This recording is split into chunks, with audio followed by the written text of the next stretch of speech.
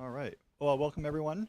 I am going to introduce my company and myself a little bit and then find out a little bit about who the audience is here, because this is somewhat of a technical, not technical talk. So I want to kind of find out who I'm talking to. I work for a company called Rapatoni, which is not really in the Joomla space until recently, where we launched a new product that is in the Joomla space that works as kind of glue with all the rest of our products. Rapatoni is in the real estate industry. We make the multiple listing service software and association management software for real estate associations. So we have about 85% of the market share for real estate association management software across the country. And we have about 25 to 30% of the MLS software market share. So that's a little bit about who the company is. I'm part of the leadership team at Rapatoni. I'm the CTO and Director of Business Development. I'll have this slide up later, a little bit about how to contact me if you have questions. And so this is really a case study of some work we've been doing for about the last year, integrating Joomla with the enterprise. So I thought that this talk would be helpful to some of you who may be trying to integrate a Joomla site for an enterprise system, and how do you put the two together? And that was really our mission. Was to say, all right, we love Joomla. We love everything that it can do. We love all the advantages that it has. But we don't really want to use the user management system in Joomla because we need to tie into a much larger user database with lots of CRM about the users. Okay? So the use cases here are Joomla in the enterprise, authentication with a multi-tenant customer relationship management system. That's what CRM means, customer relationship management. Integration with another acronym, single sign-on. And that means that you could basically interact with, from one of a Joomla site, you could log in once, and from there you could log into or be single signed on to many sites without having to log in again.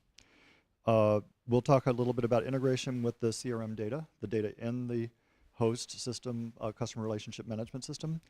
And, and then we'll get into a little bit about SAML, WSFP, and OAuth, and I'll explain what those are and what Joomla extensions we created to make this all happen. My goal was to not touch any of the Joomla core in doing this, so that Joomla core could go on and we could do our integration and keep upgrading Joomla and not have anything break.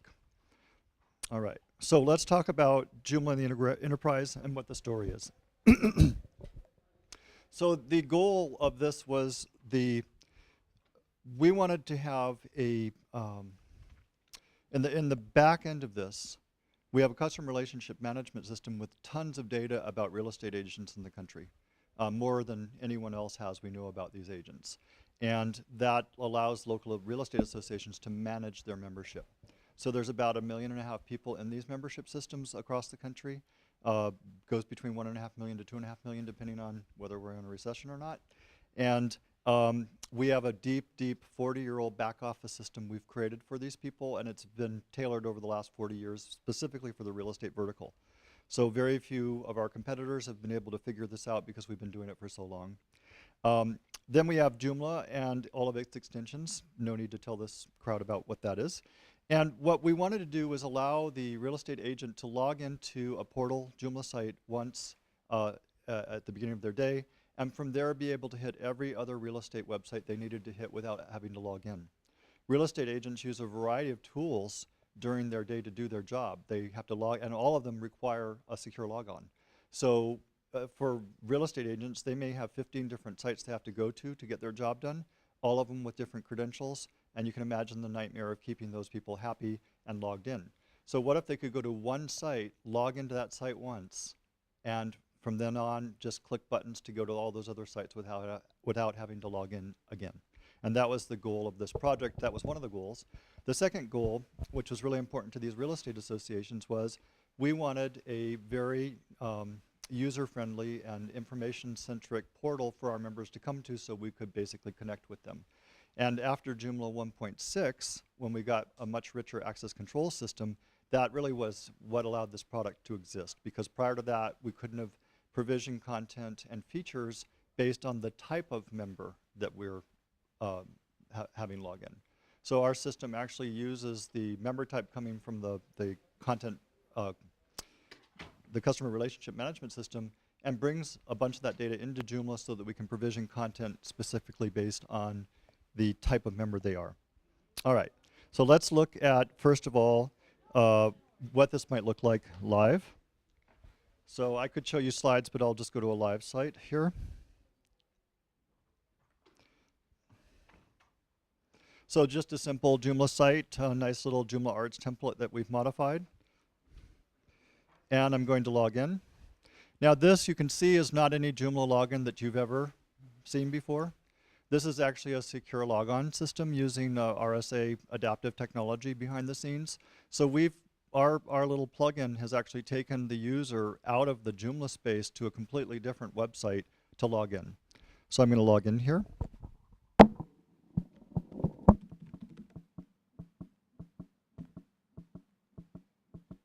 And because this is adaptive authentication, I have two different login screens here because it's actually adapting to my use case. It doesn't know until I type in a user ID whether it's going to challenge me with a token, whether it's going to challenge me with some other thing, or whether it's going to challenge me with some other, there's lots of things that could happen.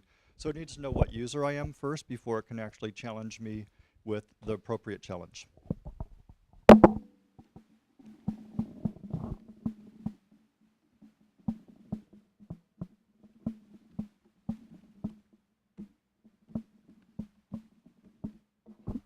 All right, so if all goes well and I remember the password, it just logged me in.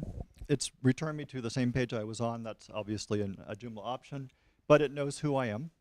And I'll go through a little more carefully what actually just happened there. Quite a bit just happened. But first, let me show you a little bit about what actually this means to the user. The user now sees a lot more on the menus, including SSO, single sign-on links to go to places. On the member menu, this particular user, Carol Barker, is a real estate broker. So the beauty of Joomla 1.6 and beyond is you can provision articles and features specifically for that particular viewing access level. And that's really very important to our customers. I'm sure it's important to a lot of your customers. So these links over on the left can be single sign-on links to different properties. So for Carol to get to the MLS, she clicks on the link and she's in the MLS without having to log in.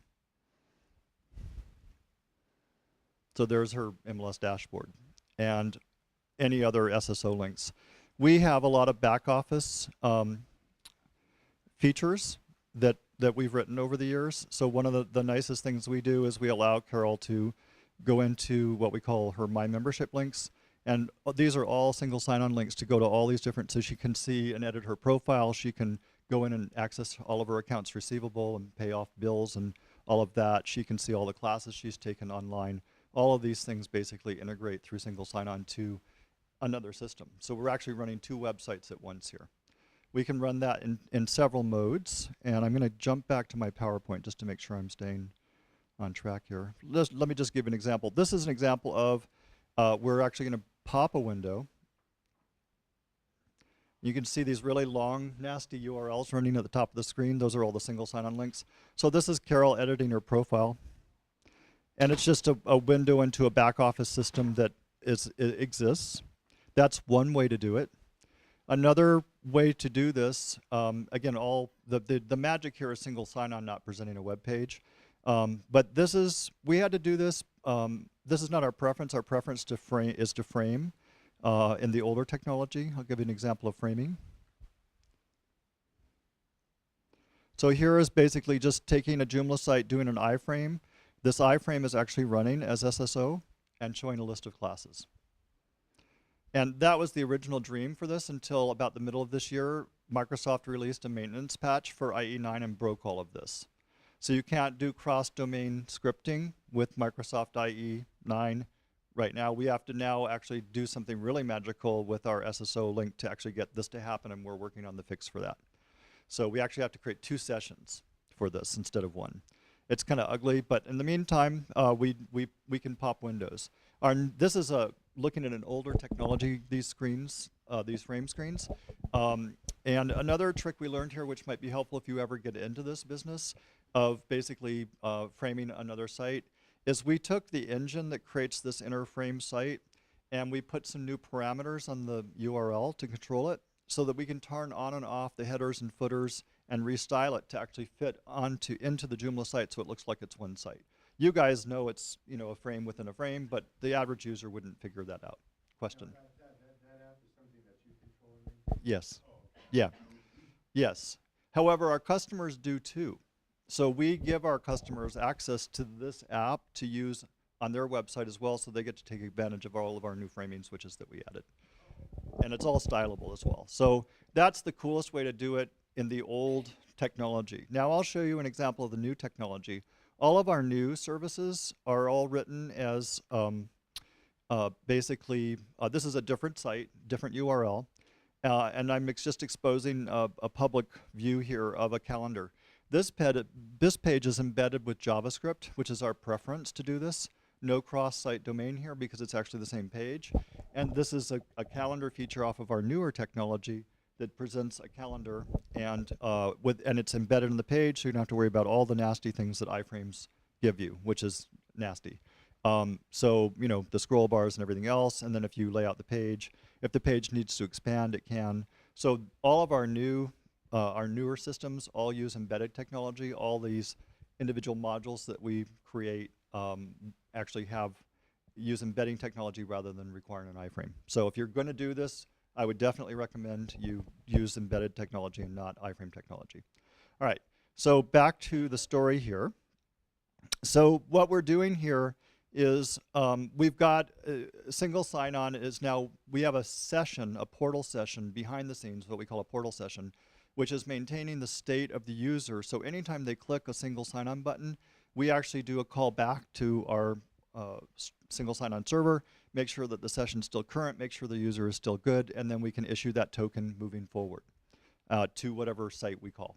We've, because we started this in the real estate industry, we've enabled many of the real estate endpoints for agents, sites agents would want to go to. We've actually assisted those companies in becoming SAML compliant.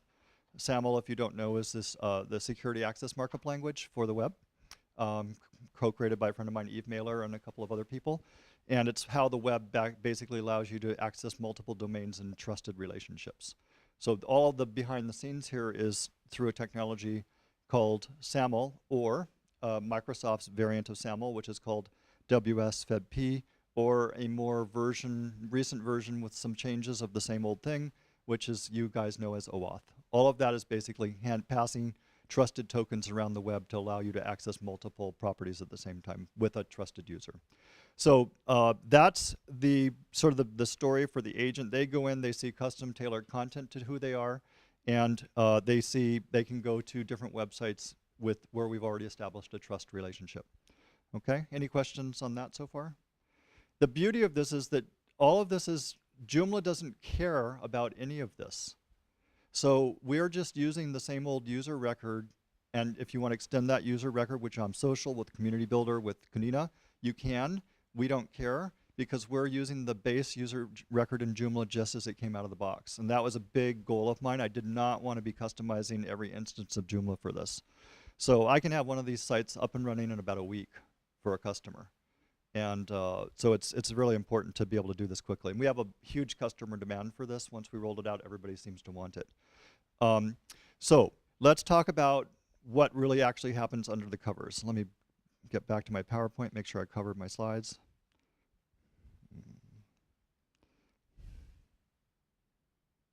Come on.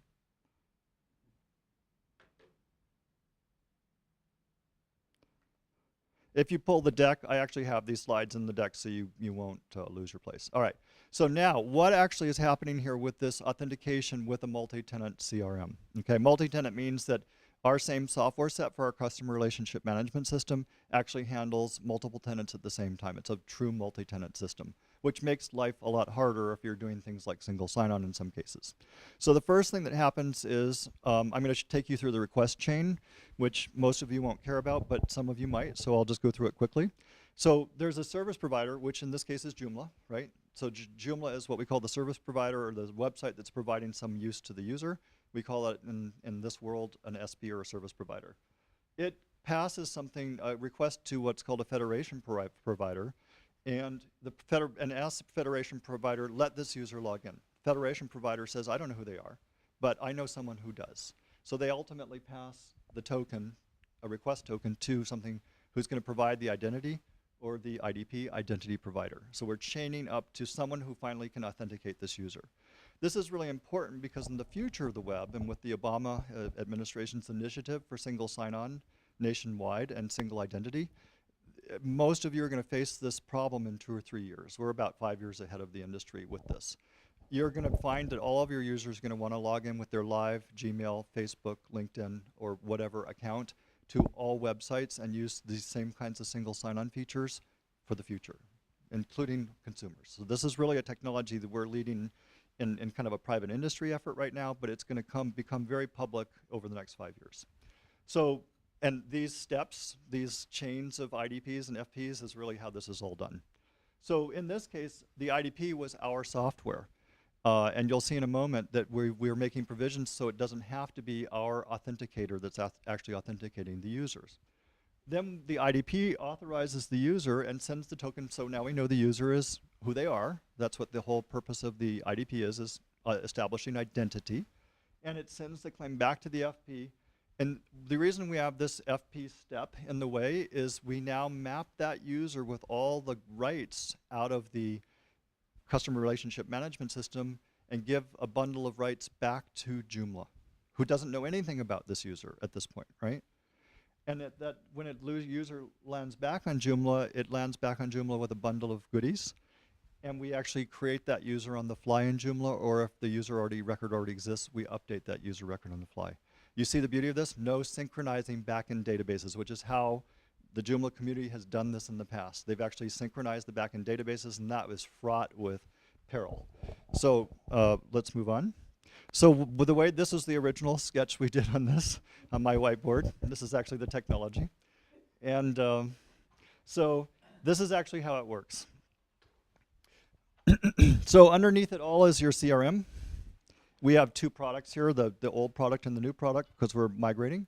And up here is some sort of authentication piece on IDP. Okay, so this is the, and over, then in the middle we have this thing that is doing authorization or the federated party, right? It's just a step in the way to do something. It could be authorization, there are all kinds of things a federated party can do.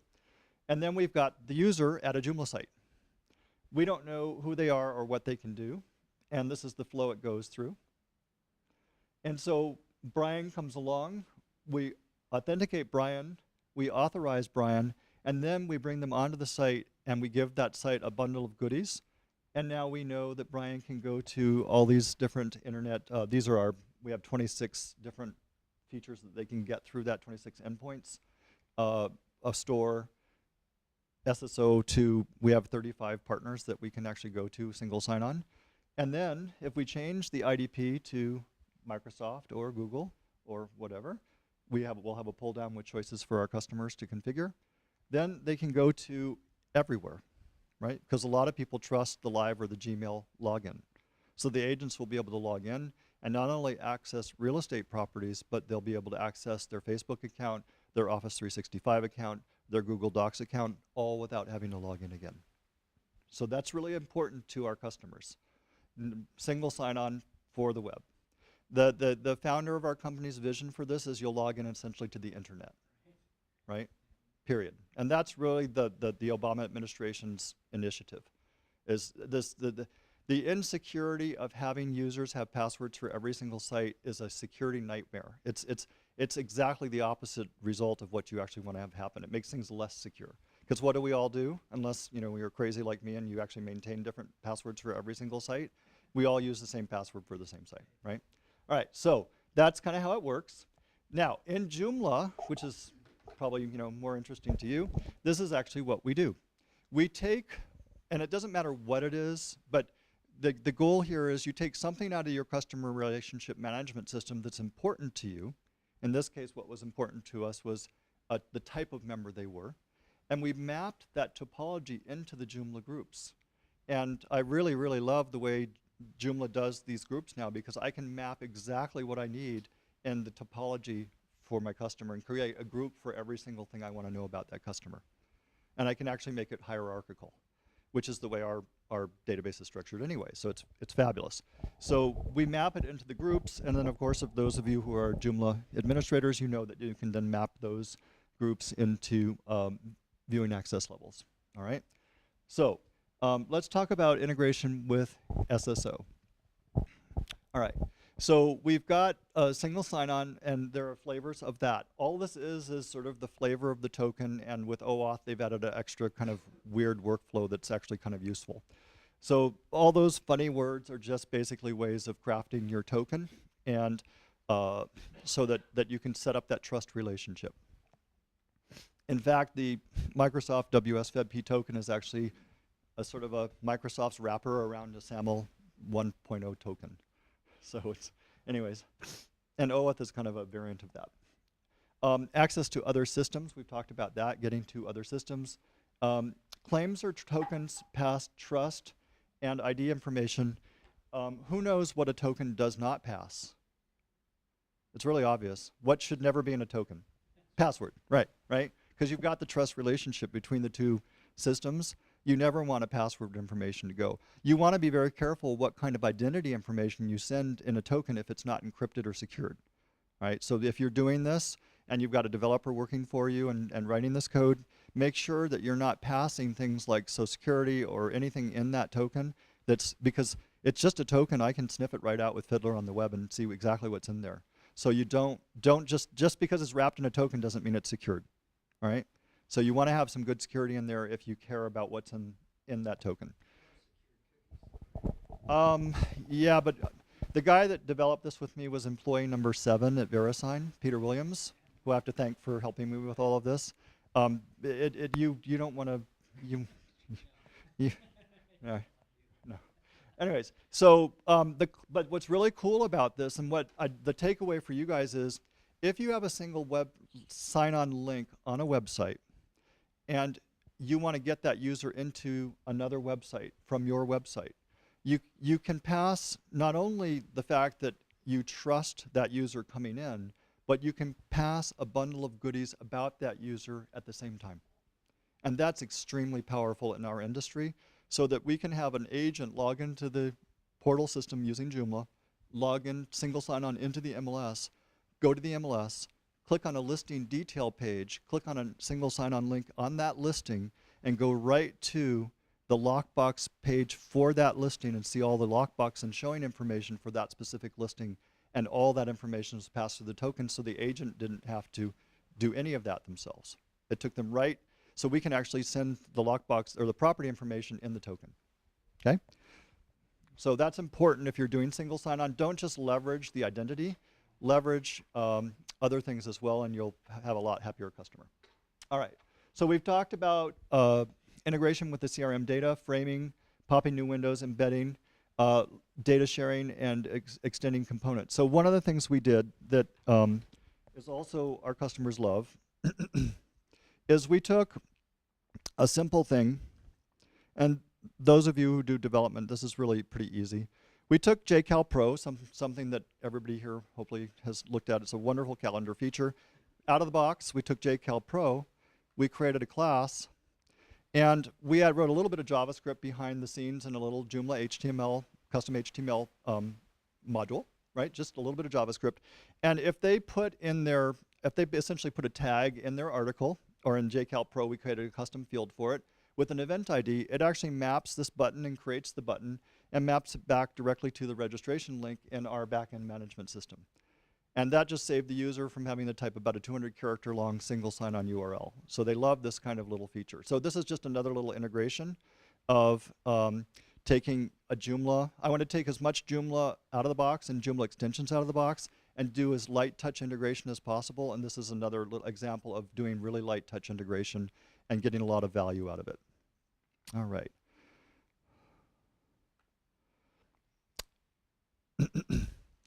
If you do, this is a problem we're running into, and so I want to warn you because this is a problem we've run into and I didn't think ahead.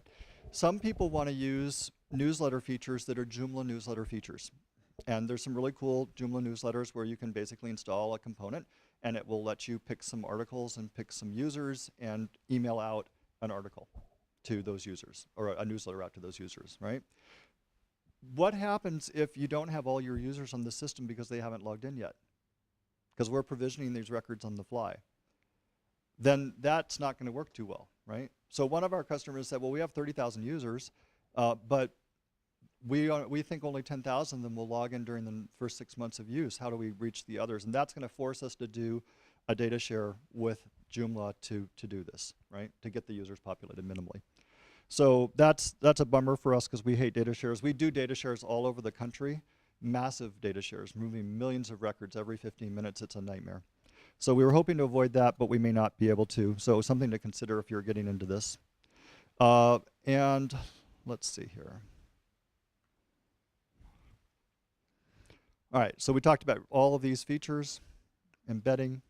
All right, so talking about SAML, we did talk about, or WSFP or OAuth. One of the things that reason we're going into OAuth and moving beyond SAML and WSFP is OAuth gives us one more capability that's very interesting to our customers, and that is that if the user logged in using their Facebook IDP, using the Facebook login, then we can actually have access with permission to the Facebook profile and bring some of that information back into the CRM about that member and make the user experience on Joomla richer. So that's something OAuth will provide us that these other technologies wouldn't. And then the use cases for this are that you can log in. You can log in and do something, or you can log in and get something. And OAuth is the thing that lets you log in and actually get something. All right. So for the nerds in the crowd, this is what a WSFP, this is a WSFP assertion coming back into Joomla. This has gone through a whole bunch of steps. If you model this in Twiddler,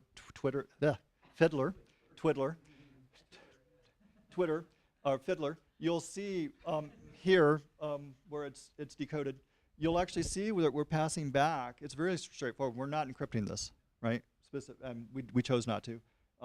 You're seeing the email address, the user ID, and the group. That's the most important thing actually here is the Joomla group. All right, so we actually did that. We did this through a series of one module and 3 plugins and a component just to make it all work. And then we wrote a little bit of JavaScript to make some fancy button things happen. But we tried to keep the footprint really, really light in Joomla. And that was it. Okay. Question, Ryan? What's the redirect plugin there? Very good. So let's say that the customer says, you know what? Our agents are so used to coming to a splash page, a simple one-page website, to get into the MLS, which is their primary tool. We're afraid we're going to make them angry by taking them to a Joomla site, logging them into the Joomla site, dropping them back into the Joomla site, where they're used to coming to a splash page and going right into the MLS and getting to work. So in our MLS product, we actually have a whole SSO panel, single sign-on panel there, and we want a button to come back to the Joomla site. Well, how do you get back to the Joomla site?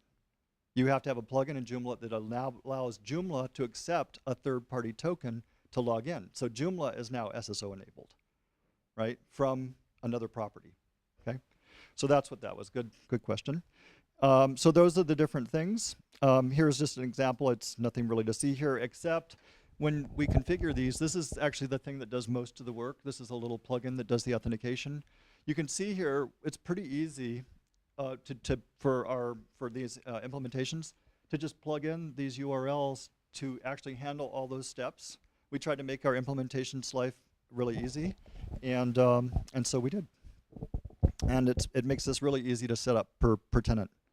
Remember, this was multi-tenant. So just to review, we've talked about Joomla in the enterprise, and that's something I think a lot of us want to work on in the future because it really leverages a customer's back-end systems with Joomla, which is a fabulous front-end system. Authentication, integration with SSO, with the CRM data, and basically the WSFP and OAuth and extensions. Question? Yeah, so in the beginning you talked about how the internet's going to the single sign-on. I noticed on some of your websites, on the menu on the left side, it's labeled as SSO. From a training perspective, are people starting to understand or know what that is? That's a great question, and one of the things I love about Joomla is we can make the labels anything we want, so it can make it more user-friendly. Our space knows what SSO is because we've trained our agents over we've been doing this now for 8 years, so we're really far ahead in that world. But on a normal website, I wouldn't be using terms like that. Okay, I've got to end. We've got to let the next person come up and present. Thank you very much.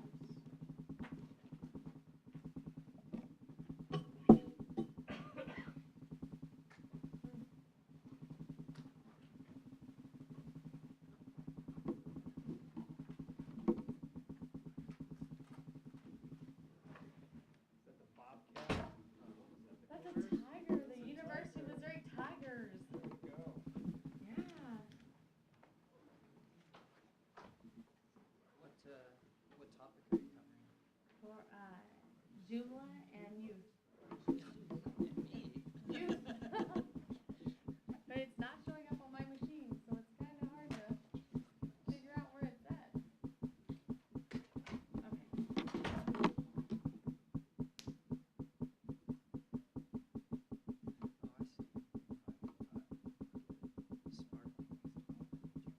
Sparking. That's okay.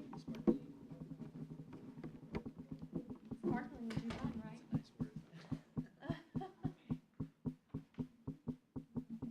Although it's not showing up. No, it's not showing up. Sorry, we thought we had this set up. You're not connected. Are you connected to my computer? Yeah, this has nothing to do with me. That's okay.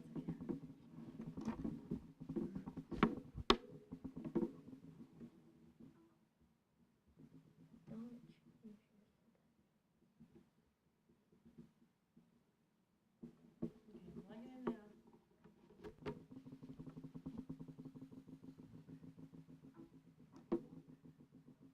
That is so odd.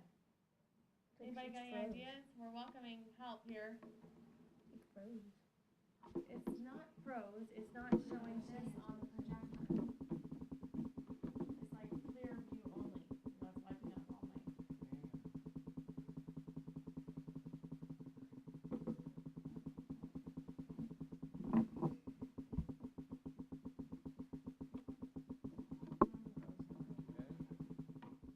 We don't want to extend. We want to duplicate.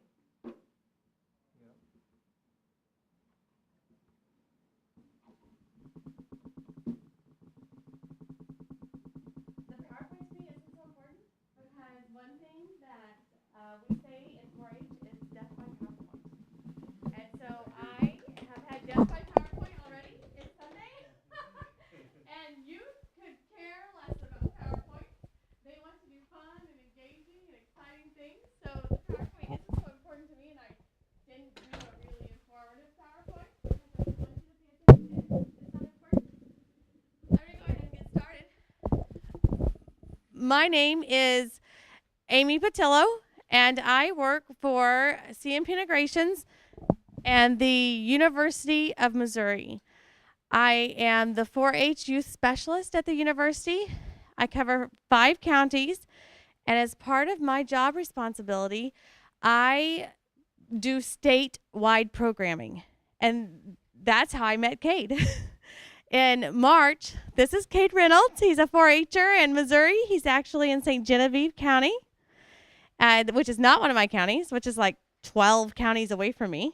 So there isn't a road between his county and my county. You have to go way out of your way to get to each other. He attended state congress in March of 2012. And as the university, we were putting on a entrepreneurship and youth leadership program. It's a 3-day weekend. The kids stay in the dormitories at the university. They get to eat out of the cafeteria, which is a lot of fun. Our building that we worked in was, like 8.5 blocks from the dorms. Every time we went somewhere, we walked a couple miles, it felt like, to get there. But it was a ton of fun. And as in supporting entrepreneurship, CMP Integrations with Chris and John Neubauer and I, we did a program on web design for youth. And in that program, we had 25 youth and 3 adults. And that becomes important to the story later. Cade was one of those youth, one of those 25 youth. The program was 4 hours long. And can you imagine keeping 25 youth, ages 14 to 18, entertained for 4 hours? It was quite a, yeah, it was quite a challenge. It's right here. What are you doing? Quit looking at my files.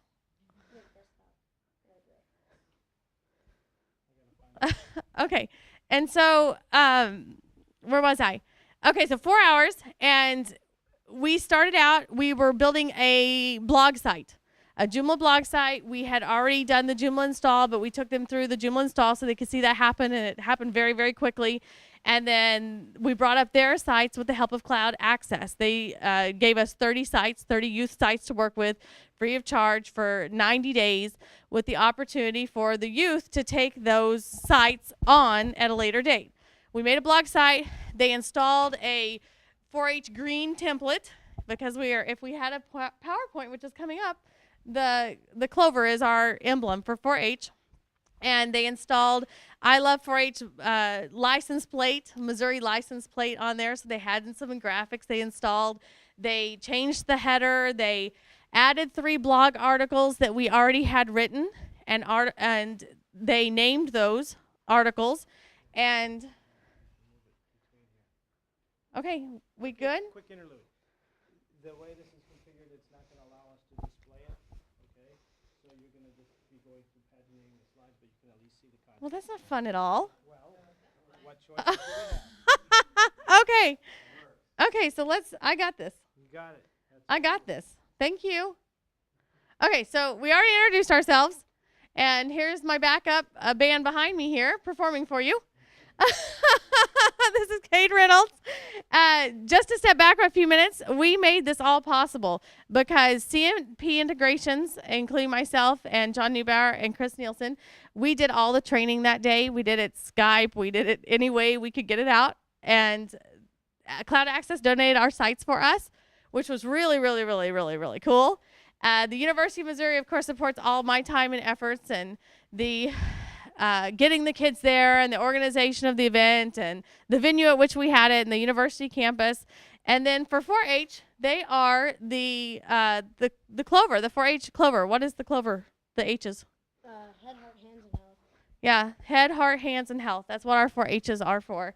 And then our motto in 4-H is, we have the kids, we're training them, and they're pretty well trained to say, join my revolution of responsibility. So we're getting them involved globally and locally, and the things that they love to do, the things that they can't access in public school districts or in their communities. And we're teaching them that that's their revolution of responsibility, and they are taking ownership in that. And when they do events, we're typically wearing Join Our Revolution of Responsibility shirts and buttons and yelling it and putting it on everything we have. It's always fun, right? Yeah, it is. Okay, so we kind of went through the Congress story. 4-H is a positive youth development program. It is through the land grant university. Every state has their own land grant university, and they support extension, which is an extension of the university. We take the research at the university into the communities, and we deliver it to youth. And it's kind of interesting, very quickly, to tell you how that got started. Maybe you even know the story. In the early 50s, 40s, 50s, and 60s, farmers wouldn't listen to extension. Although we had scientists that could tell them how to run their farms and how to make more money and how to grow more crops, they felt they had farms and they had been doing it their whole life, and their grandparents had done it, so they did it better than any of us. So what we did was, from the university, we went out and we taught youth how to grow more corn than their parents. So we planted fields with youth. We used the research-based technologies or science from the university. Youth at that time grew 65 bushels of corn per acre, and their parents were only getting 5 acres of corn per acre. And so bushels. What did I say, acres? Wow, that'd be great. Just change that land.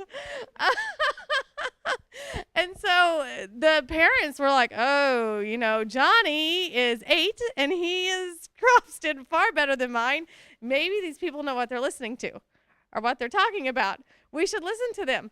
And so when youth started doing better and working on science-based and research-based programs, adults started paying attention to us. And that's how 4-H came to be. We teach the youth, who then turn around and teach the adults. And it was a perfect example at State Congress.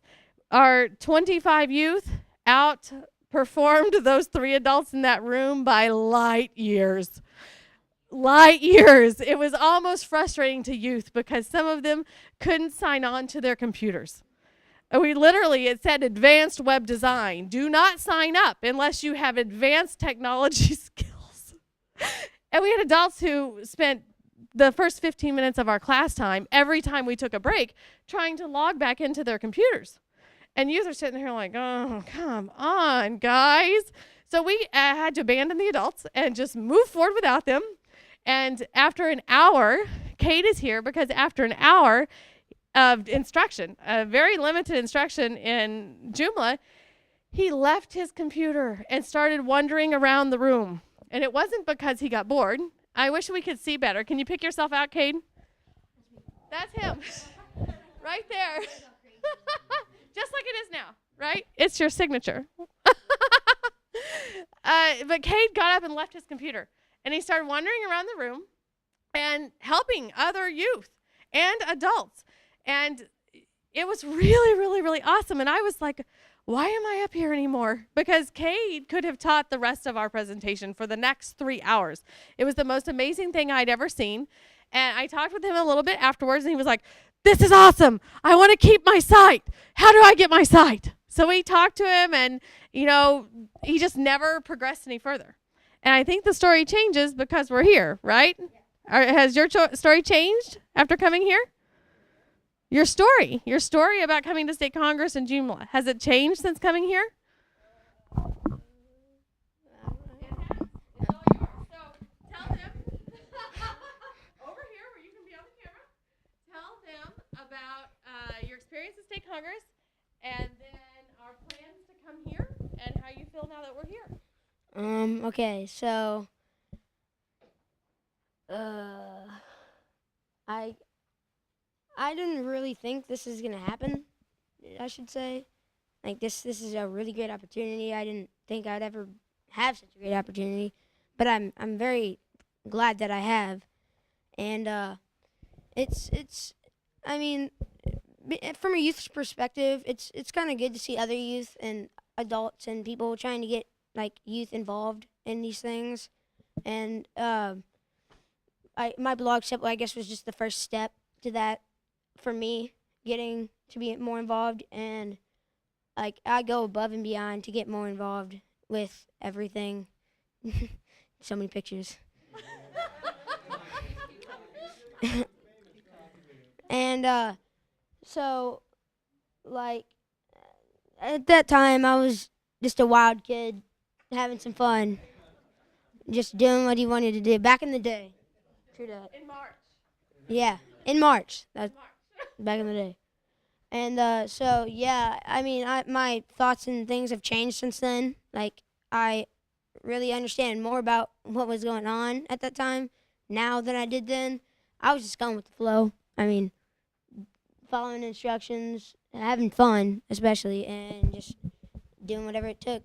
Like I said, I'd go above and beyond to do my best. It's just a motto we have in my family. And so, yeah, I basically did that. And so, what? Oh, I've learned many things that I didn't know before. Me and Christopher over there been working on my website and stuff, and so that's pretty awesome. I learned a bunch of things from him, and he also hooked me up with a couple things that I really am happy that he did, because it's just going to make me even better at working with Joomla and things like that. And so, yeah, it's affecting me in a very good perspective, because I'm learning like PHP and my SQL and all those different important things that you would need to know in order to be successful in the web development community. Yeah, I am inspired. This is what I've always wanted to do when I was little. Like, that's when I started building websites actually before that day, but I was using totally different programs. I never really was a code kind of guy, so I kind of stayed away from that as much as I could.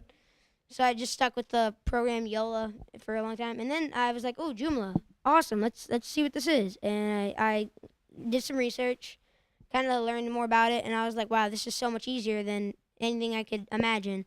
So I was like, "I'm sticking with this. This is what I want to do when I get older." And then, so after that flashback, we're to this day, and I'm like, "Yeah, this is awesome. It's Joomla. I mean, what?" And so, yeah, and then we're to this day, a little bit forward in time, and now I'm happy that I've done all that I've done so far, and that I've had the opportunities, because it's shaped me to what I am today.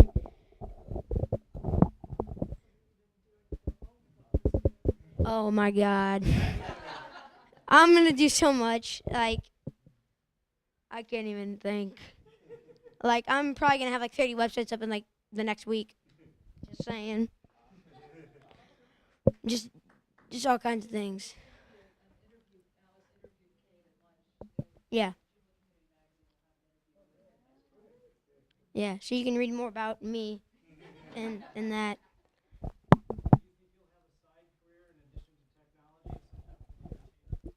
Oh, yeah. Yeah, definitely. I almost thought about being a stand-up comedian. No. No. Not shy. Yes. What?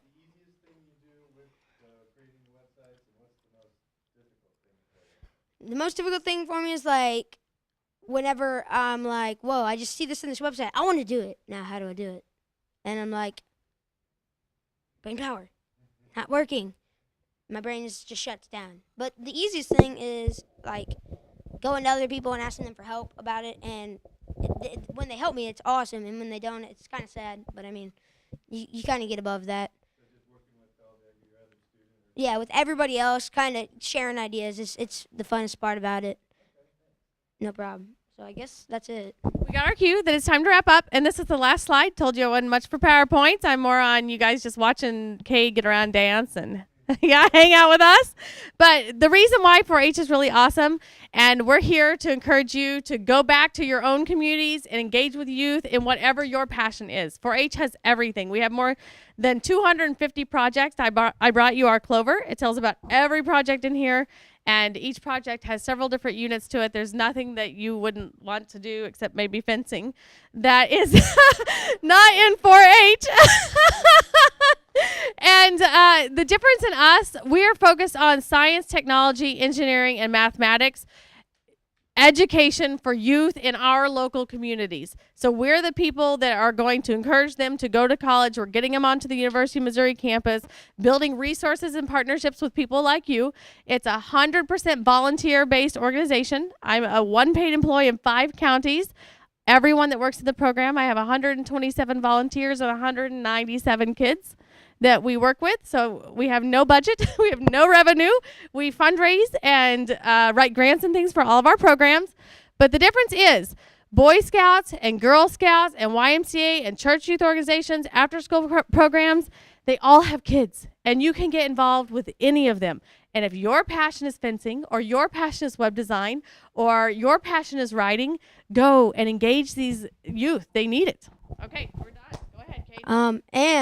And 4-H is mostly local for everybody. I mean, it's around everybody. So it's best if you get involved, because I mean it's a whole lot of fun, and you can easily get involved in all the volunteer work. It makes you feel good in your heart and stuff. So yeah, that's about it. But thank you.